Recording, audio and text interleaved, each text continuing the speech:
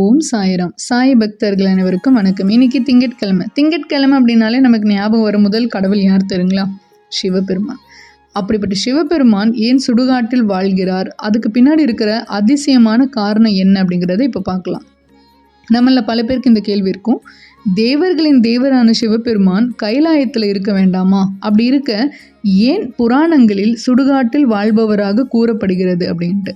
இதுக்கு பின்னாடி ஒரு ஆழமான புராண உண்மை இருக்குது. என்னென்னா, அழகான அரண்மனையில் வாழ்பவர் மட்டும் இல்லை, எல்லோராலும் மறக்கப்பட்ட இடத்திலும் இருப்பவர் தான் சிவன் அப்படின்ட்டு. மனிதர்கள் வாழ்க்கை முழுசும் சேர்த்த செல்வம், பதவி, பேர், புகழ் எல்லாமே இறுதியில் எதுவுமே நிலச்சி இருக்காது அப்படின்றத உணர்த்துகிற இடம்தான் சுடுகாடு.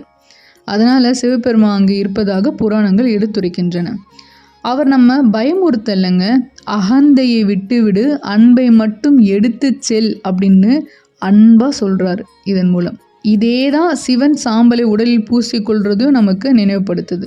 இன்றைக்கி சிவபெருமான்கிட்ட இப்படி வேண்டிக்கங்க, என் அகந்தையை எரித்து கருணை நிறைந்த மனதை எனக்கு தாருங்கள் இறைவா அப்படின்ட்டு.